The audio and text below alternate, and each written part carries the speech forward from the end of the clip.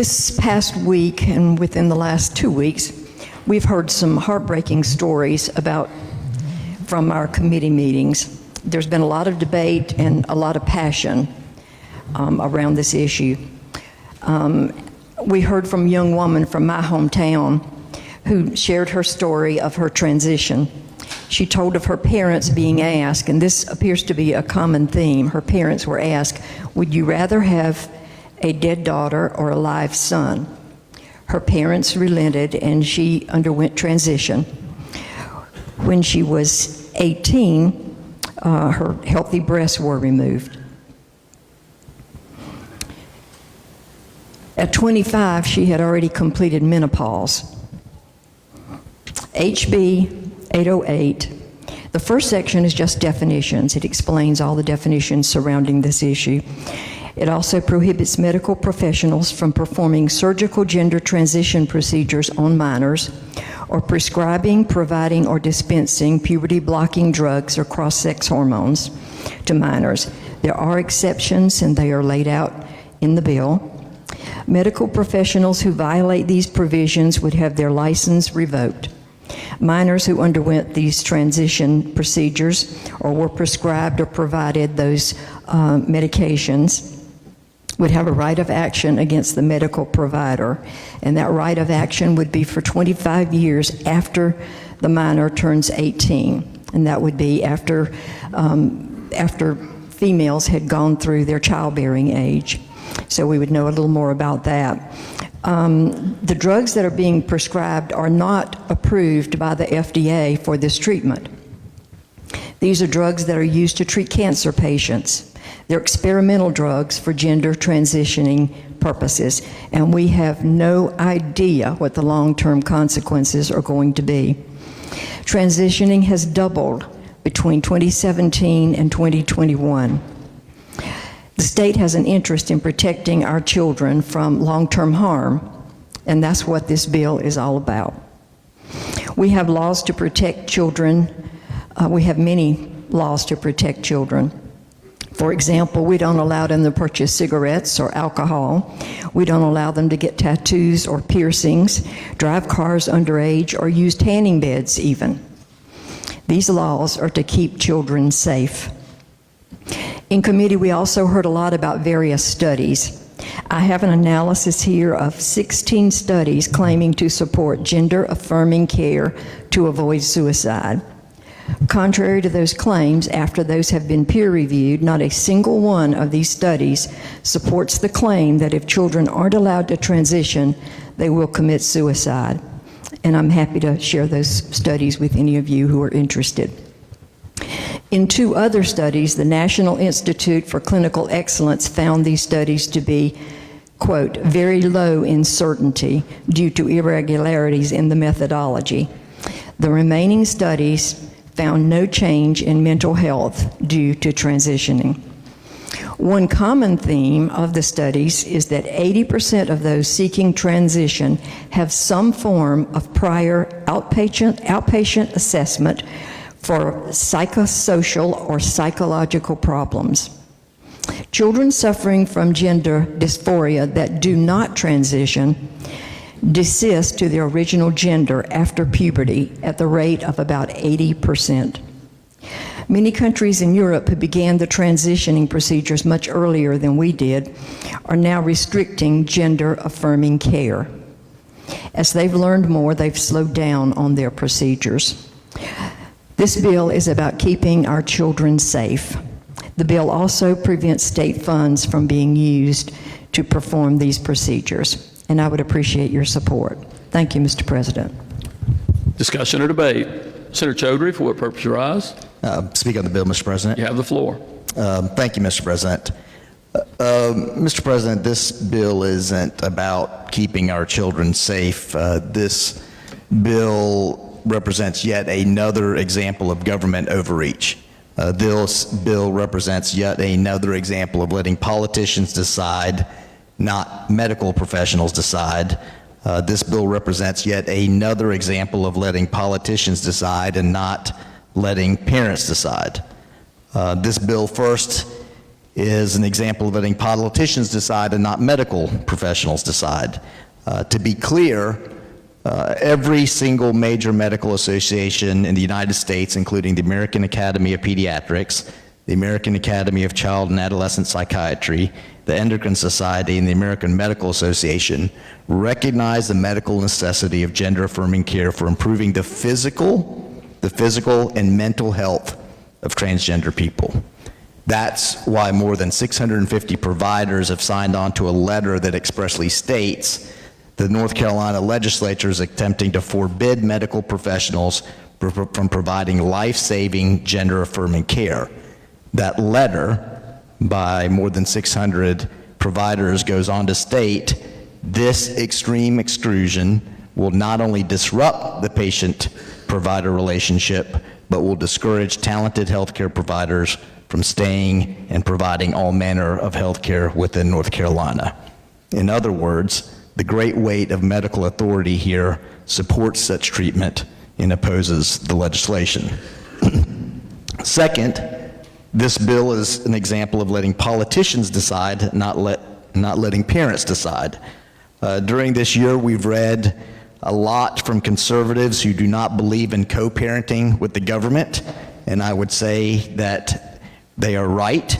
And so now, why should we be comfortable with the government restricting what a parent's right ought to be regarding his or her child's treatment? And that's why just this month, a federal judge in Florida struck down similar legislation in that state. In his opinion, Judge Hinkle simply stated, quote, "I find that the ability of the minor and the parent to evaluate the benefits and risks of the treatment far exceeds the ability of the state of Florida to do so." This federal judge then wrote, "I find that the minor's parents' motivation is love for their children. I find that the motivation for the minor and their parents is the desire to achieve the best medical treatment. That is not the state's motivation." We've already heard from Senator Batch regarding her citation of peer-reviewed medical journals and experts that such denial of treatment will cause needless suffering for a substantial number of patients and increase anxiety, depression, and the risk of suicide. We've already heard from Senator Mayfield admonishing this body that we will be sued. We will be sued because we have witnessed successful lawsuits against similar legislation in Arkansas, where a federal judge struck this bill as unconstitutional. And as I've said, we've seen similar legislation in Florida struck down for violating the Due Process and Equal Protection Clause. And so I would ask, why would we pass legislation opposed by the medical professional, creating litigation resulting in wasting hundreds of thousands of taxpayer dollars, and most importantly, putting our most vulnerable kids in danger? And so given the questionable motivation of this bill and the real concerns I just stated, Mr. President, I'd like to offer an amendment. Send forward your amendment. The clerk will read. Senator Chaudhry moves to amend the bill. Senator Chaudhry is recognized to explain Amendment 1. Thank you, Mr. President. As Senator Batch raised during the Health Care Committee, there's some contradictory arguments set forth around the rights of parents. Senator Batch stated, on the one hand, we've passed a so-called Parent Bill of Rights that turns over decisions from school officials to parents, and on the other hand, we have this bill before us that actually takes away a parent's rights because, in this case, politicians don't trust parents making decisions about their children. This amendment sets out the real and enumerated rights parents possess with regard to their children, rights such as access to education records, healthcare decisions, and fully resourced classrooms. It also sets out the rights of students, including the right to learning environment without discrimination, the right to feel safe, the right to affordable and nutritious food, and the right to a fully secured classroom. Mr. President, I urge the support of this amendment. Senator Heiss, for what purpose you rise? To move that Amendment 1 do lie upon the table. Second. Been moved and seconded that Amendment 1 be tabled. It is a non-debatable motion, and we will go immediately to vote. Question for the Senate is the motion to table Amendment 1. All in favor of the motion will vote aye. All opposed to the motion will vote no. 5 seconds be allowed for the voting. Clerk will record the vote.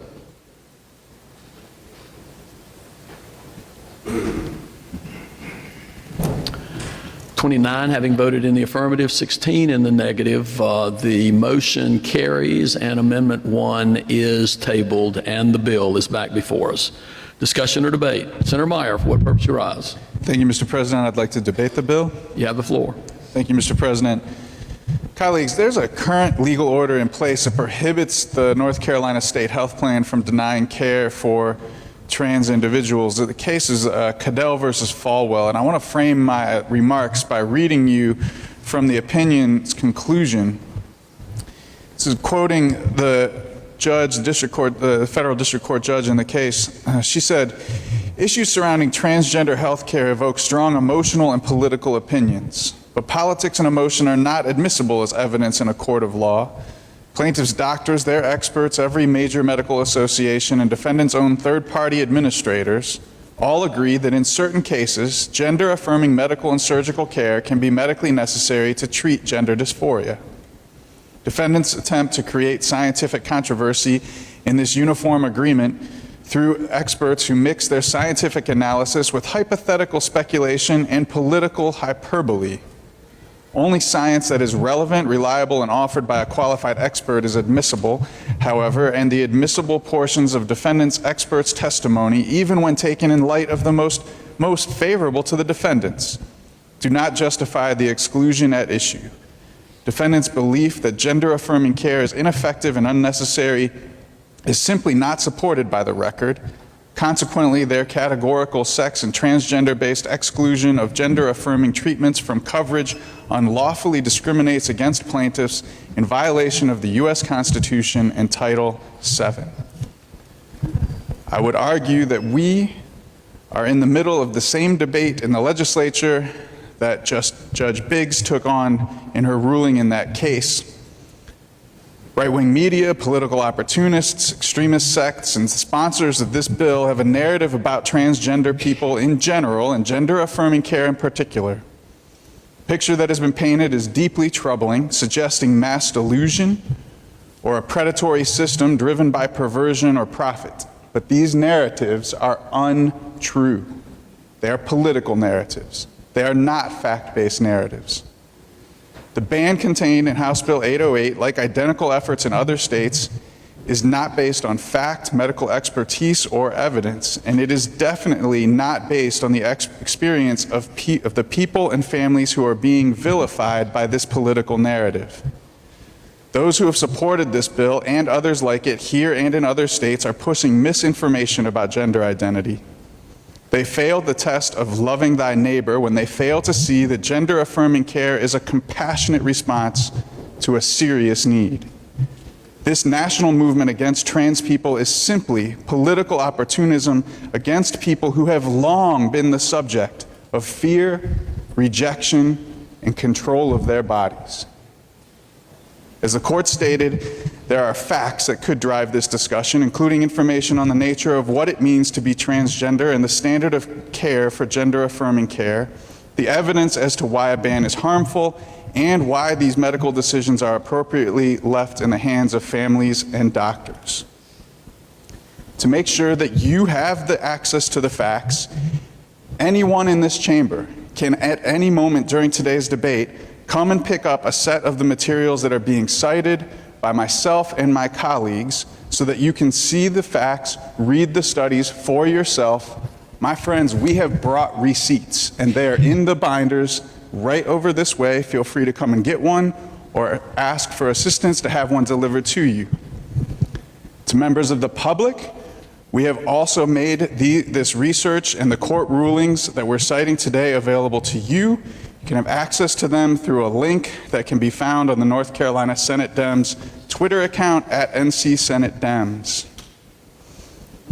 Colleagues, inside of these studies, there is ample evidence of harm of the ban that would be put in place by this bill. The attempted suicide rate is cut in half if transgender and non-binary youth have access to gender-affirming supports. Transgender teens treated with puberty blockers or hormone medication have lower rates of suicidality than peers who are not treated. Youths who initiated puberty blockers or gender-affirming hormones had 60% lower odds of moderate to severe depression and 73% lower odds of self-harm or suicidal thoughts compared to youths who had not yet initiated either treatment. Use of gender-affirming hormone therapy was associated with 73% lower odds of recent depression and 74% lower odds of seriously considering suicide compared to those who wanted gender-affirming hormone therapy but did not receive it. For youth under age 18, gender-affirming hormone therapy was associated with a 61% lower odds of recent depression and 62% lower odds of a suicide attempt within the previous year. Adolescents who received treatment with pubertal suppression were 70% less likely to have lifetime suicidal ideation when compared to those who wanted pubertal suppression but did not receive it. There are very low rates of regret from people who can get care in a clinic that follow a protocol that includes a comprehensive assessment before the gender-affirming medical care is started. Longitudinal clinical follow-up studies of adolescents with childhood gender dysphoria who received puberty suppression, gender-affirming hormones, or both, found that none of the youth in adulthood regretted their decisions they had taken in adolescence. These findings suggested adolescents who were comprehensively assessed and determined emotionally mature enough to make treatment decisions regarding gender-affirming medical care presented with stability of gender identity over the time period that the studies were conducted. In a recent peer-reviewed longitudinal study found that 97.5% of transgender youth continue to identify as transgender or non-binary for at least 5 years after their initial social transition. Colleagues, this bill does such risk of harm to the youth that it will impact that I think we could at the very least address the harm that with an additional amendment alongside this bill. And Mr. President, I would like to send forth an amendment that I believe the clerks already have. Clerk will read. Senator Meyer moves to amend the bill.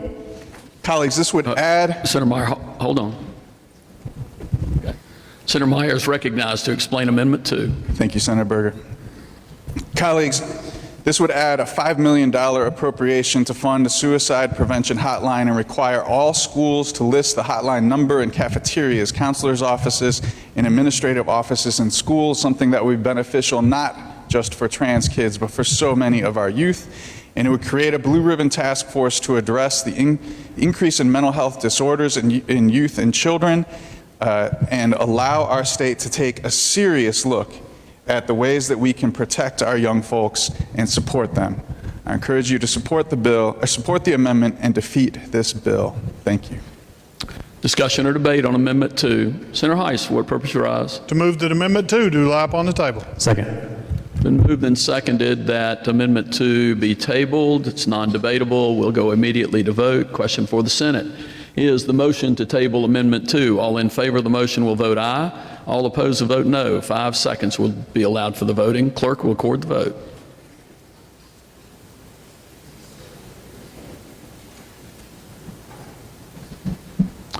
(29) having voted in the affirmative, 16 in the negative. The motion carries and Amendment 2 is tabled and the bill is back before us. Senator Marcus, for what purpose you rise? To offer an amendment. Send forward your amendment.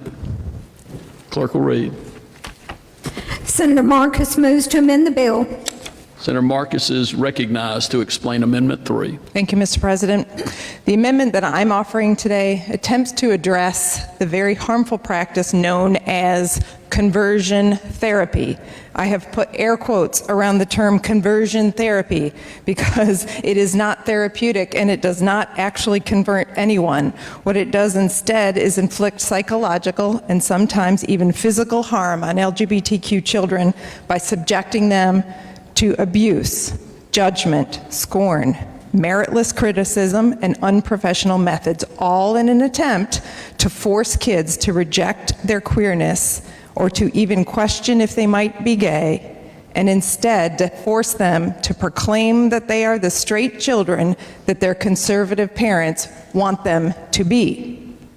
Common conversion therapy methods used to influence these vulnerable children include denying food and sleep, isolation from loved ones, aggressive Christian dogma about how it's a sin to not be straight, fear tactics, shock therapy, and inflicting pain in order to associate pain with LGBTQ love and acceptance.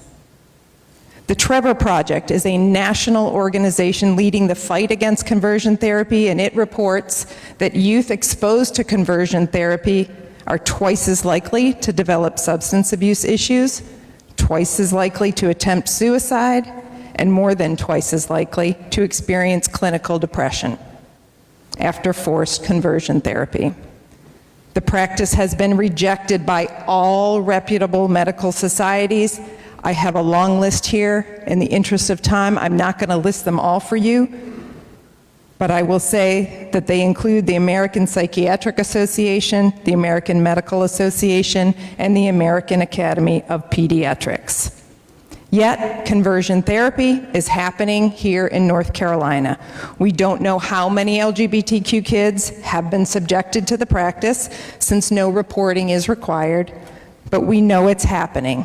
13% of LGBTQ youth nationwide report being subjected to conversion therapy, and we know that it causes harm. Conversion therapy is the opposite of gender-affirming care. It refuses to acknowledge that some kids are gay, some are transgender, and they are whole, complete, worthy people just the way they are.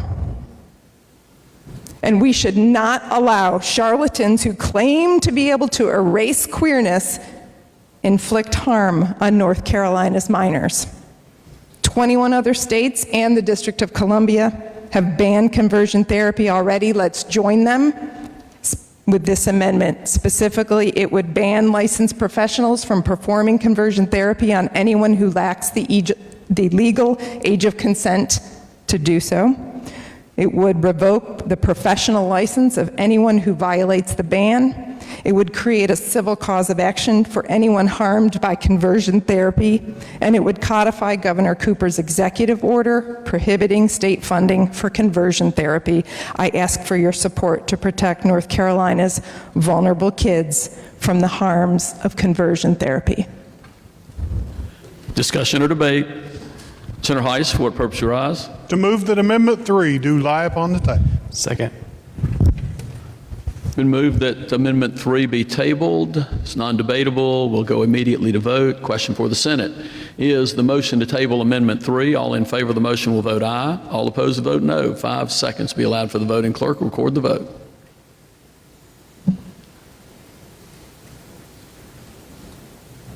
Senator Newton? Aye.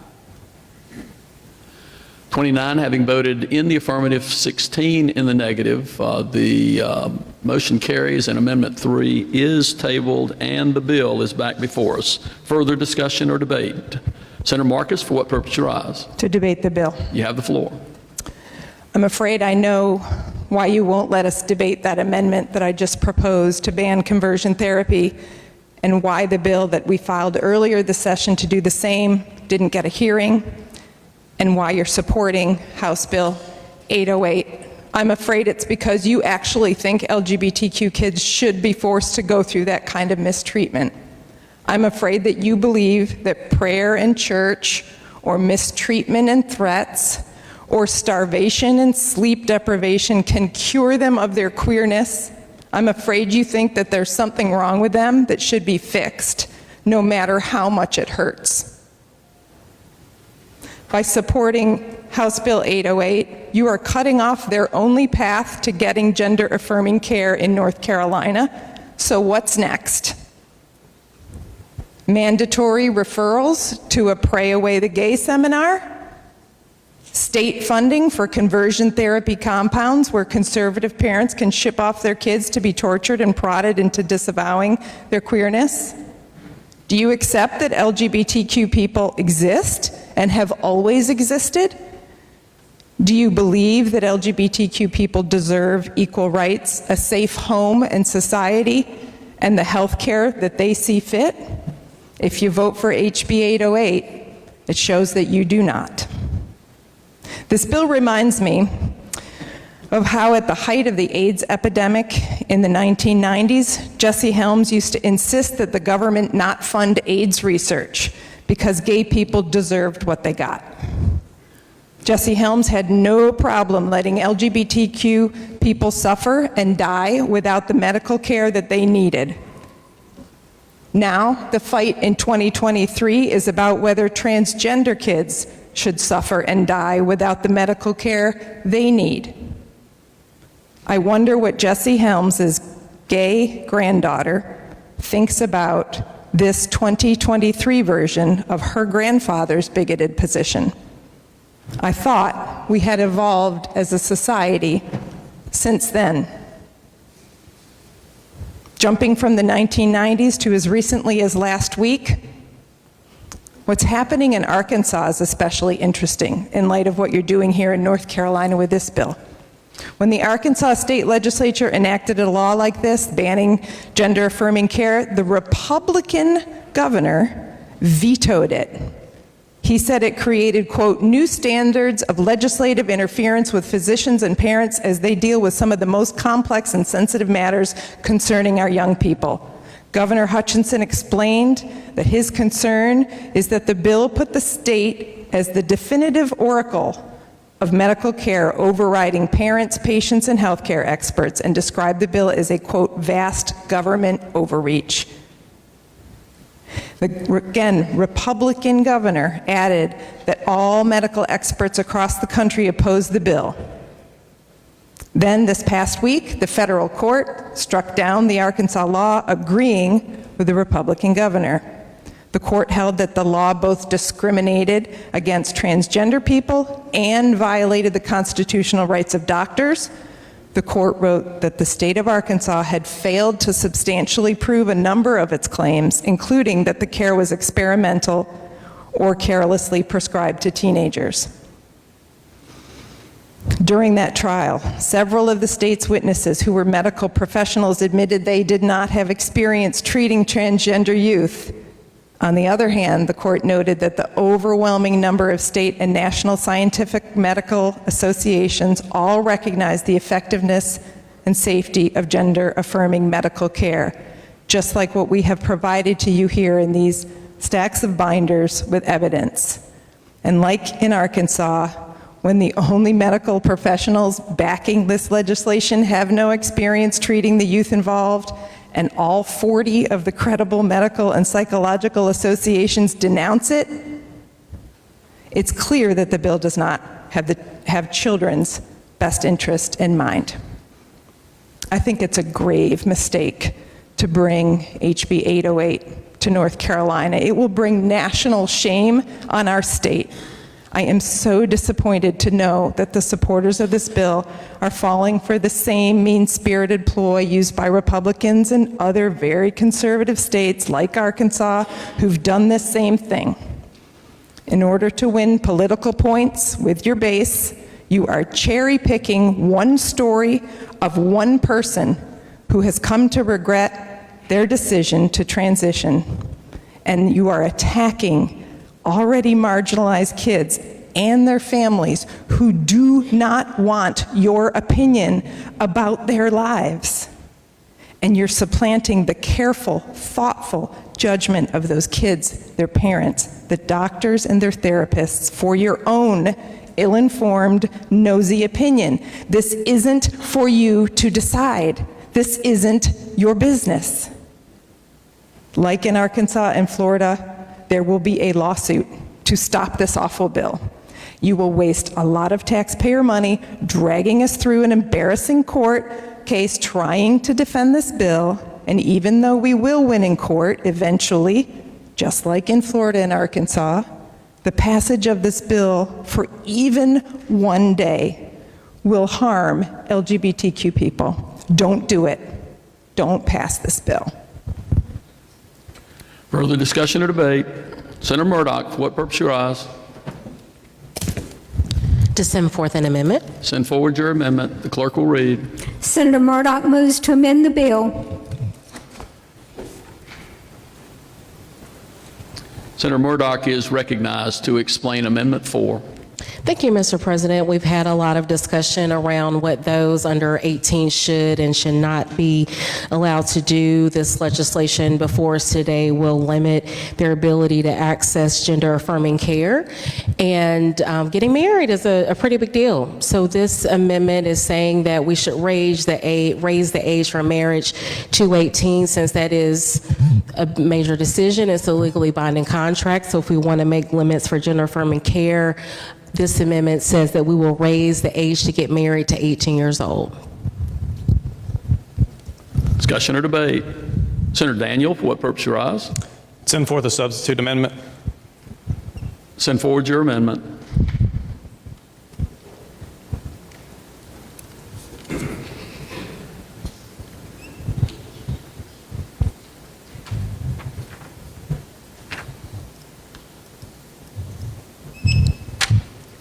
Clerk will read. Senator Daniel moves to amend the bill. Senator Daniel is recognized to explain Amendment 5. Thank you, Mr. President. Members, this amendment makes a much-needed change to the effective date of the bill. July 1 is rapidly approaching, and so this amendment says Section 1 will become effective July 1 or whenever the bill becomes law, whichever is earlier. I ask for your support. Discussion or debate on Amendment 5? Senator Murdoch? Okay. Discussion or debate on Amendment 5?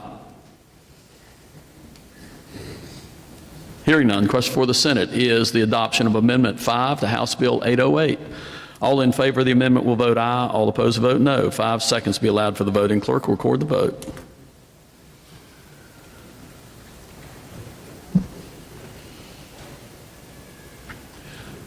(29) having voted in the affirmative, 16 in the negative, Amendment 5 is adopted and the bill is back before us. Discussion or debate on House Bill 808.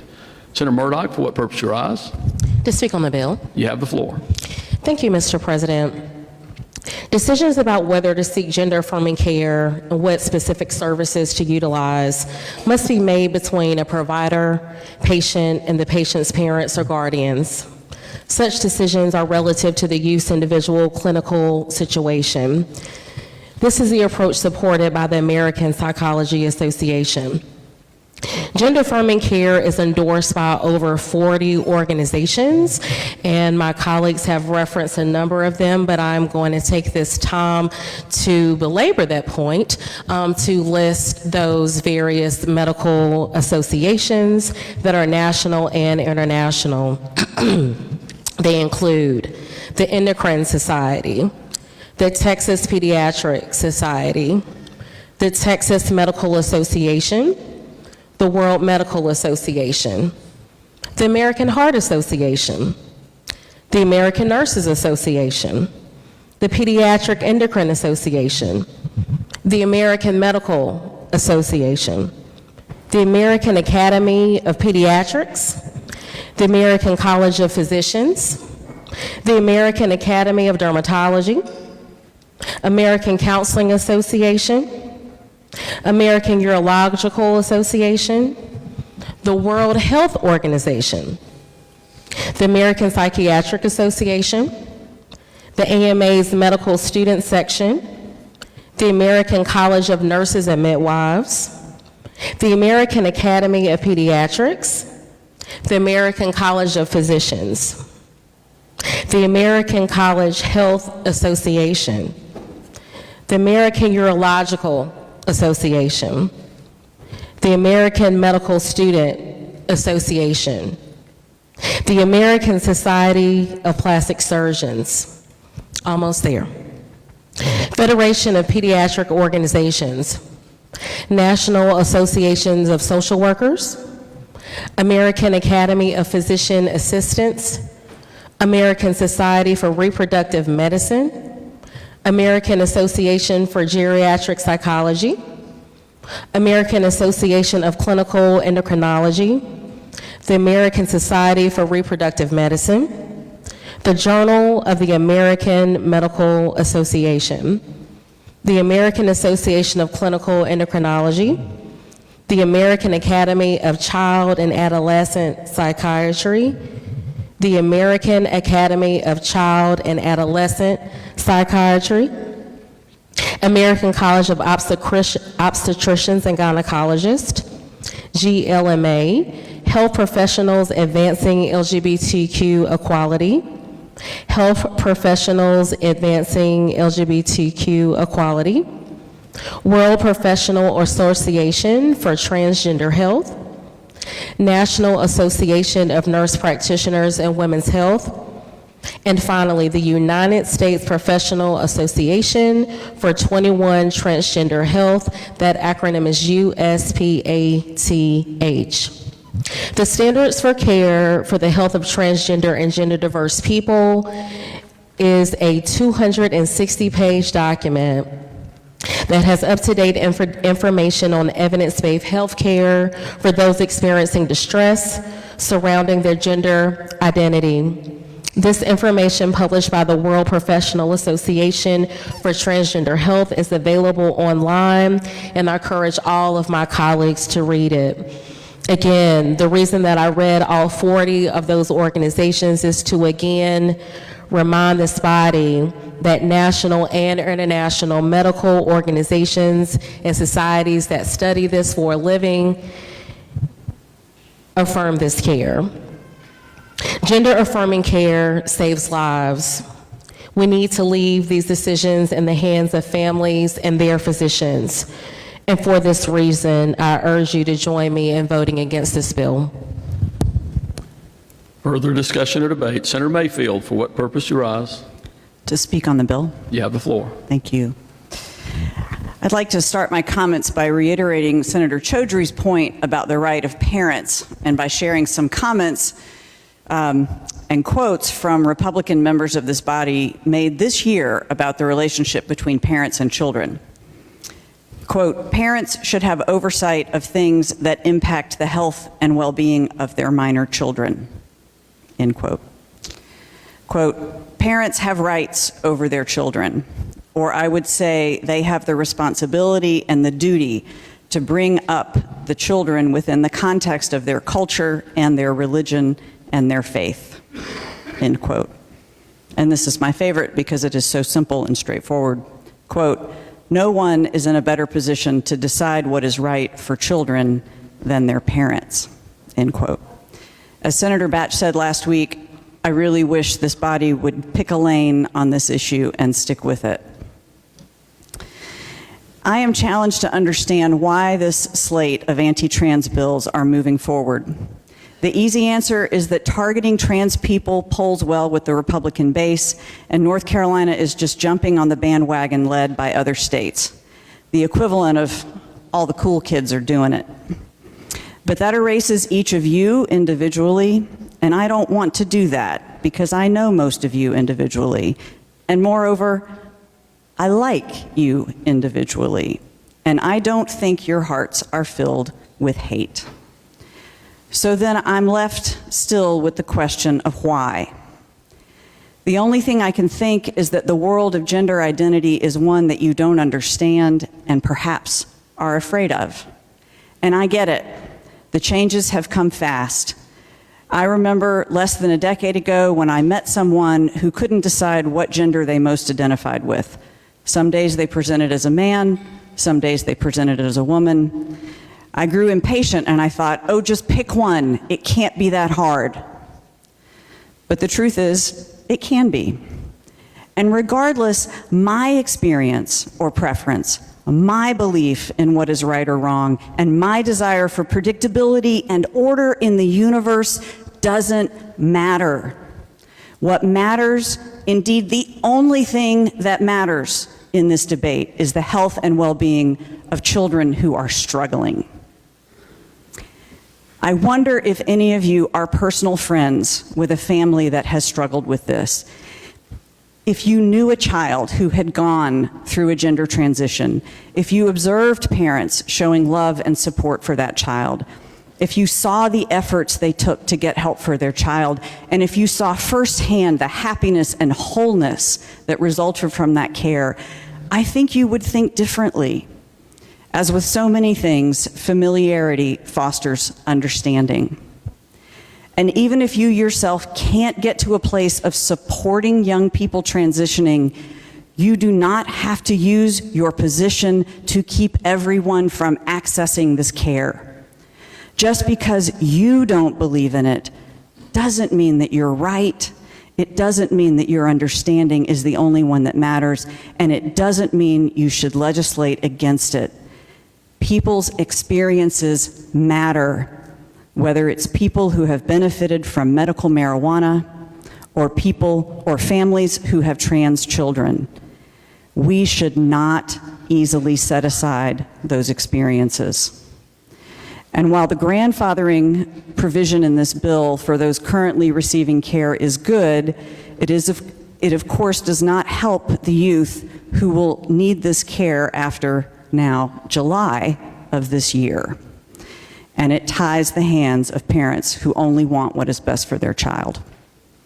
We have heard from a number of trans youth and parents of trans youth over the last week, but they cannot speak in here. But I have permission to speak for some of them. I have 4 letters from families in Asheville that I'm going to read from so that we all have their experiences in our minds and hearts when we vote. The first letter reads like this. This is my body, not yours. It is my right to use it as an expression of myself.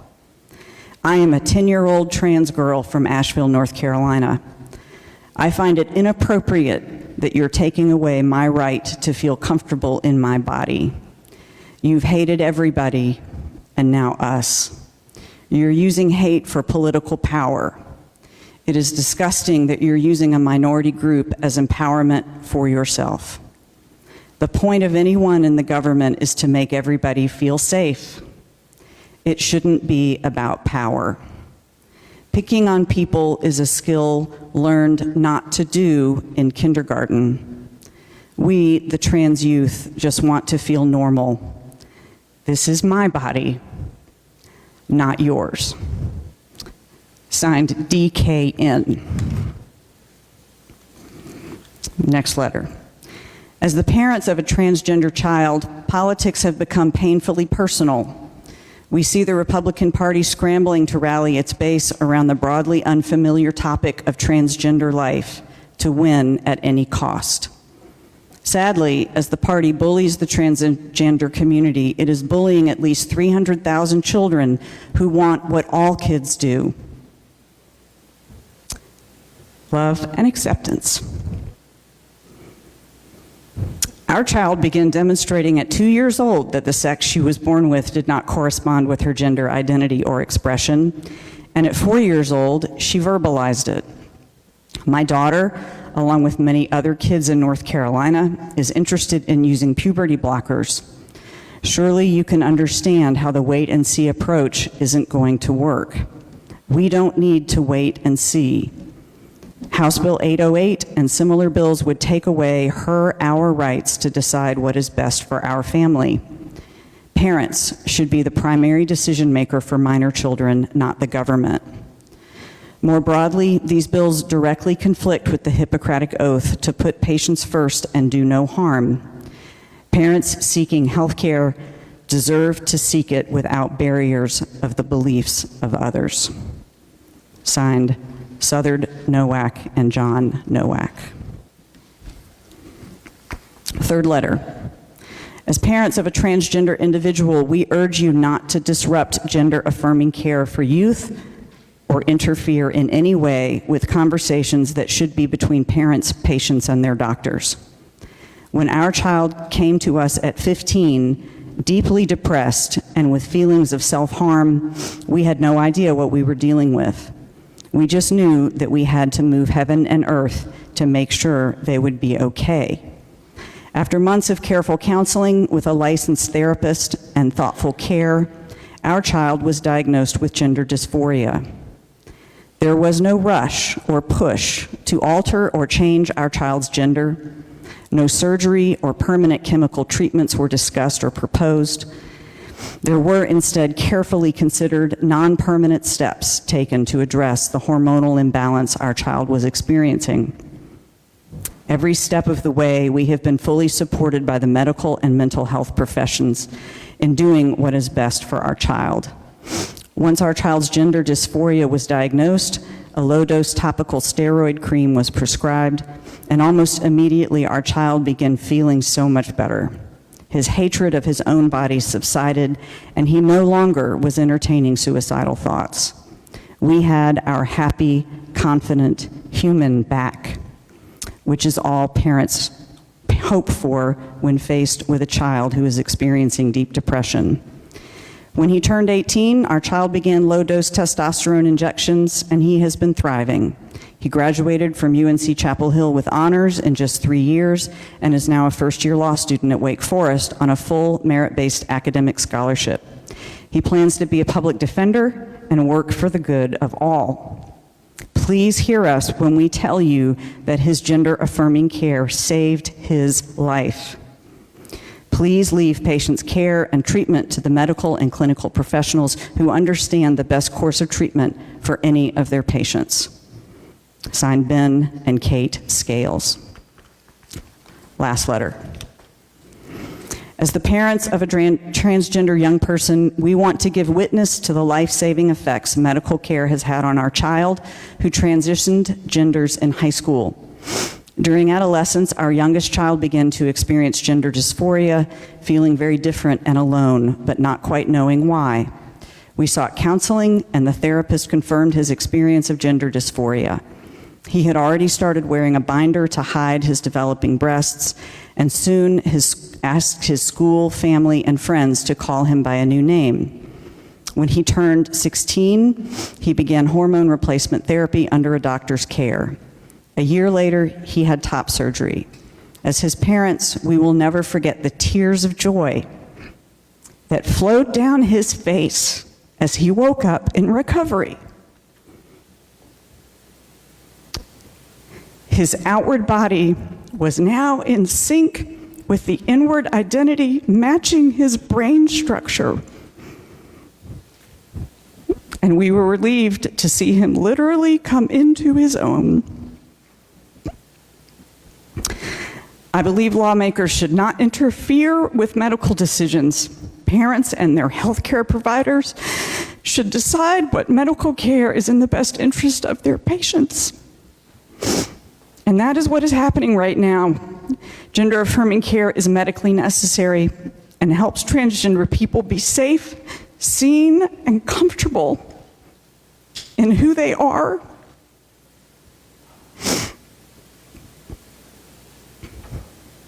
Our own child is happy and living his best life because of the affirming care he received, which was covered by our health insurance as medically needed.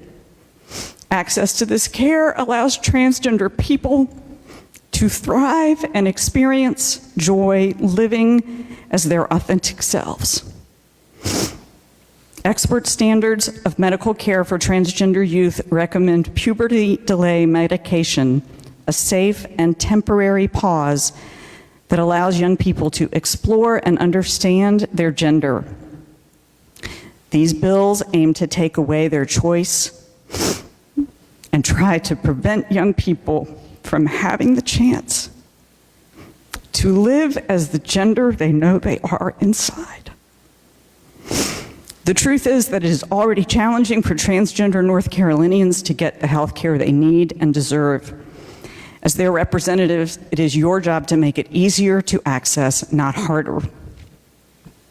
Please reject these dangerous anti-transgender health care bills, and let's work to create a North Carolina where all people, including trans youth, can thrive. Michael L., Julie L., and Michael P. Like them, I encourage you to vote against this bill. Further discussion or debate?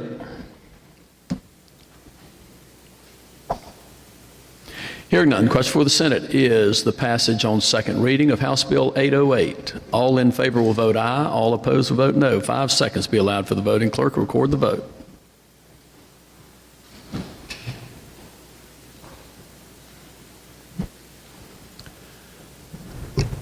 29 having voted in the affirmative, 16 in the negative, House Bill 808 has passed its second reading and will, without objection, be read a third time.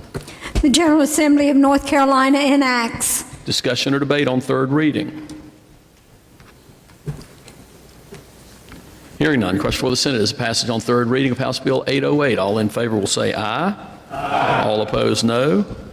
The ayes have it, and House Bill 808 has passed its third reading. The amendment will be engrossed, and the bill will be sent to the House on the issue of concurrence.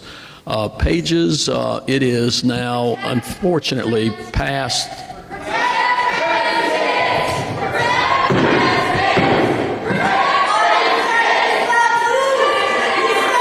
Senate will stand in recess.